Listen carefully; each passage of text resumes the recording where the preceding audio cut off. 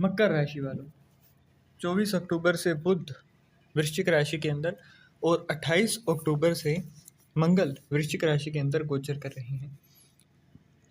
यहाँ पर ये युति क्या रंग लाएगी और कौन सी सावधानियाँ आपको खास तौर पर रखनी है ताकि आपको किसी भी प्रकार का बहुत ज़्यादा नुकसान ना हो।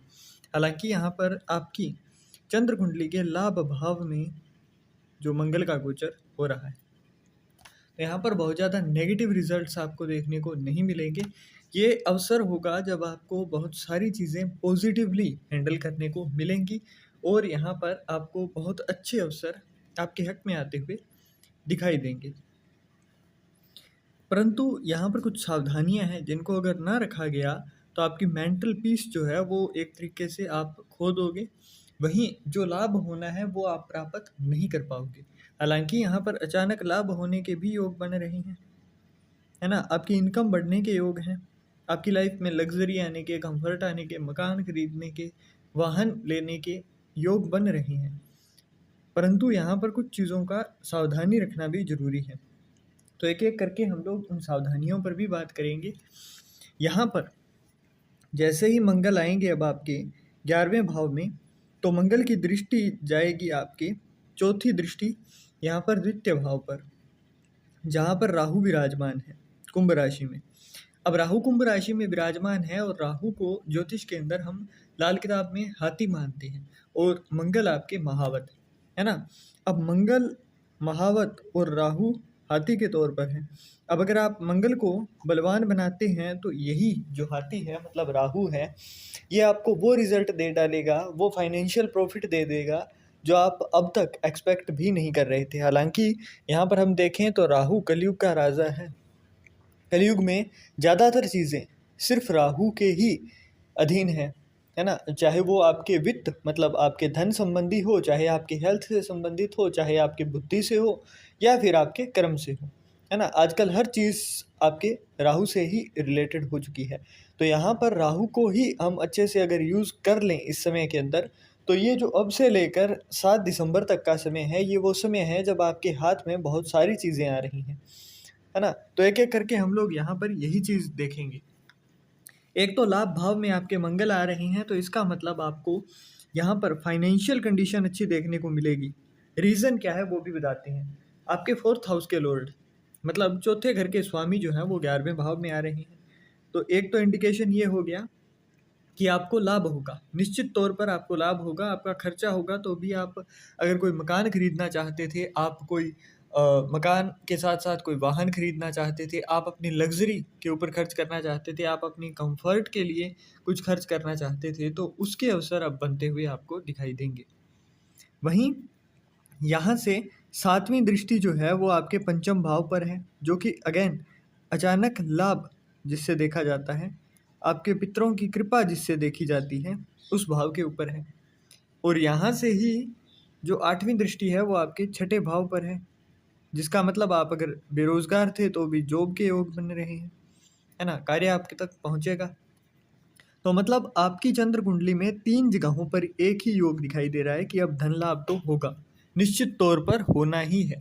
परंतु यहाँ पर जब मंगल आपके वृश्चिक राशि के अंदर गोचर कर रहे हैं और यहाँ से चौथी दृष्टि डाल रहे हैं आपके द्वितीय भाव पर, जो कि वाणी से जुड़ा हुआ है, और मंगल के साथ में भी बुध है, दोनों एक दूसरे के मित्र ग्रह नहीं है। तो यहाँ पर अपनी वाणी के ऊपर आपको पूर्ण रूप से कंट्रोल रखना होगा। आप यहाँ पर अग्रेशन के अंदर कुछ ना कुछ ऐसा अगर बोल देते हो जिसका आपको बाद में रिग्रेट हो और ये अवसर आप हाथ से गवा दो, क्योंकि ये अवसर वो अवसर है जिसके अंदर आपको आपके इंक्रीमेंट के अवसर मिलेंगे, आपकी जो जहाँ भी आप काम कर रहे हो वहाँ पर प्रमोशन का अवसर आपको देखने को मिलेगा। आपके हक के अंदर आपसे जो बड़े पद पर वर्क कर रहे हैं वो आपके आते हुए दिखाई देंगे। आपके मित्रों के अंदर अथॉरिटी जिनकी है, जिनका मैनेजमेंट चल रहा है ना, जो एडमिनिस्ट्रेशन के अंदर उच्च पद पर हैं, वो लोग आपके मित्र जो आपके फ्रेंड सर्कल है उसके अंदर आते हुए आपको दिखाई देंगे। आपके कनेक्शन यहाँ पर बेटरमेंट की ओर जाते हुए दिखाई देंगे। तो यहाँ पर आपको सबसे बड़ी चीज़ जो होती है वो है कि यहाँ पर मंगल फायर प्लेनेट है और बुध जो है वो यहाँ पर उसका इतना अच्छा तालमेल है नहीं। तो यहाँ पर अपनी वाणी के ऊपर कंट्रोल रखेंगे, जितना हो सके कम बोलिएगा, है ना? इस चीज़ के ऊपर ध्यान रखेंगे।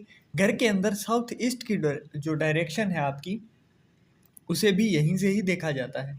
तो उस डायरेक्शन के अंदर राहु से जुड़ी हुई चीज़ें, जैसे कि टॉयलेट हो गया, बाथरूम हो गया, इन चीज़ों का अगर है वहाँ पर, है ना? या फिर रुका हुआ पानी, गड्ढा, खराब इलेक्ट्रॉनिक आइटम्स, है ना? तो अगर ये चीज़ें हैं तो इनको हटा दीजिएगा। अगर टॉयलेट बाथरूम है तो वहाँ पर आप पीले रंग के कपड़े के अंदर 4 हल्दी की गांठें रखेंगे और उनको बांध कर वहाँ पर टंगा देंगे।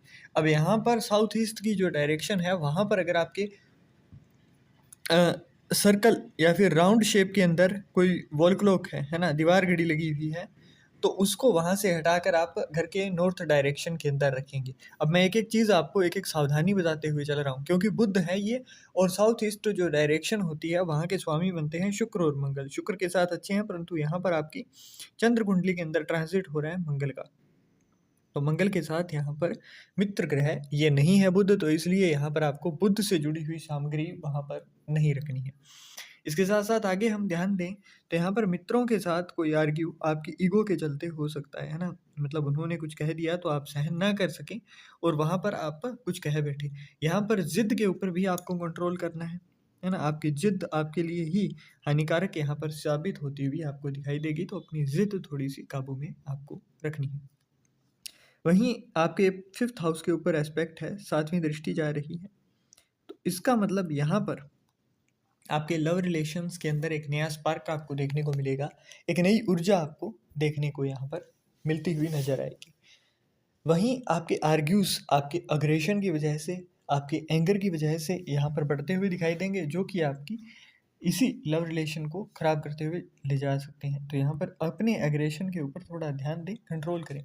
यहाँ पर अगर आपसे हो सके तो थोड़ी देर यात्रा करना है, या फिर अपने फीमेल या फिर मेल फ्रेंड, है ना, जो भी है आपके लव पार्टनर्स, तो उनके साथ आपको भोजन पर जाना यहाँ पर फ़ायदा देगा। रीज़न क्या होता है, अगर मान लीजिए आप किसी को आने वाले दिनों के अंदर अगर आप कहना भी चाहते हो, अपनी फीलिंग्स एक्सप्रेस भी करना चाहते हो, तो भी यहाँ पर आपका उनके साथ भोजन करना इस चीज़ को और भी ज़्यादा क्लियर करता हुआ आपके हक में दिखाएगा।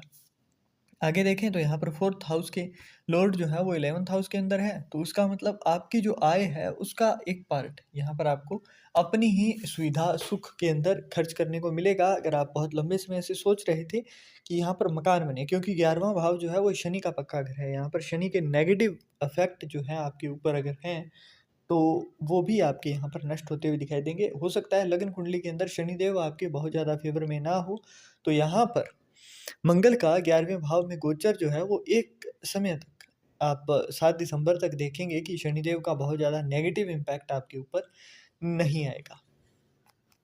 इसके साथ साथ अगर आगे देखें तो यहाँ पर 6th हाउस के ऊपर भी एस्पेक्ट है, जहाँ पर देवगुरु बृहस्पति विराजमान है।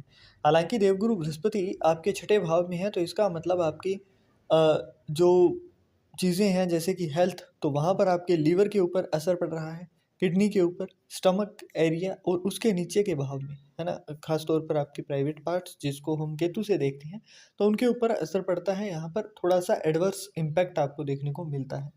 हालांकि यहाँ पर बैठकर अगर आपकी कोई बुराई करता है तो भी आपको यहाँ पर ग्रोथ देते हैं देवगुरु बृहस्पति। बस आपको अगर कोई बुराई कर रहा हो तो उसके ऊपर ध्यान नहीं देना होता है। यहाँ पर देवगुरु बृहस्पति पहले से ही आपके लिए योग बना रहे थे कि आप यहाँ पर आकर एक अच्छी लाइफ स्पेंड कर पाएँ, एक अच्छी जॉब आप ले सकें, है ना? तो उसके लिए योग तो पहले से बना हुआ था, परंतु अब जब मंगल की भी यहाँ पर सपोर्ट देखने को मिल रही है, तो उसके बाद में अब आप उस ओर मेहनत भी करते हुए दिखाई देंगे, उस ओर अच्छे तरीके से आप आगे बढ़ते हुए भी यहाँ पर दिखाई देंगे। इसके साथ-साथ आगे अगर हम बात करें तो यहाँ पर ही बैठे-बैठे मंगल आपके राहु को कंट्रोल कर रहे हैं। अब यहाँ पर एक चीज़ आपको ख़ास तौर पर करनी है, अगर आप धारण कर सकें तो गले के अंदर चांदी का चौकोर टुकड़ा धारण करिए। अगर ये नहीं कर सकते हैं तो लाल रंग का धागा गले के अंदर धारण करना। ये भी ना कर सकें तो लाल चंदन का या फिर जो सिंदूर होता है, जो हम हनुमान जी के मंदिर के अंदर, है ना, मिलता है, वो सिंदूर आप गले के ऊपर उसका तिलक करके फिर अपने कर्म के ऊपर जाइए। इसके साथ-साथ अगर आप बहुत लंबे समय से कुछ ऑनलाइन ट्राई कर रहे थे कि ऑनलाइन मैं कुछ वर्क करूँ या फिर कुछ भी डिजिटल आप ओन करना चाहते थे, क्रिप्टो करेंसी हो गई, है ना? इन चीज़ों के डिजिटल एसेट की ओर अगर आप बढ़ना चाहते थे, तो अगर यहाँ पर आपका लॉन्ग टर्म प्लान है, ना, मतलब आप लंबे समय के लिए चलना चाहते हो, तो यहाँ पर आप, क्योंकि पंचम भाव से भी एस्पेक्ट आ रही है, तो यहाँ पर आपको अपनी स्टडी के थ्रू इन्वेस्टमेंट करना, और वो भी लंबे टर्म के लिए फ़ायदेमंद आपके लिए रहेगा।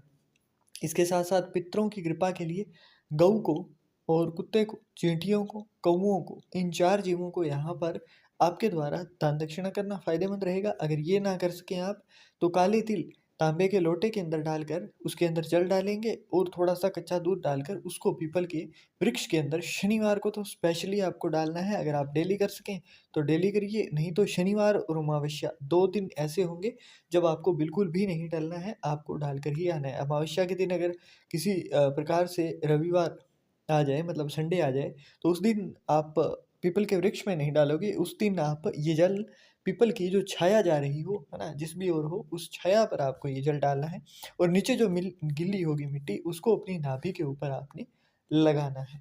तो इतनी सी चीज़ें हैं जो कि आपको यहाँ पर ध्यान में रखनी है, जो अभी के टाइम पर मकर राशि वालों के लिए जो अच्छा समय शुरू हो रहा है, उसका आपको अच्छा फ़ायदा मिल सके, इसके लिए आपको ये सावधानियाँ आवश्यक तौर पर रखनी है।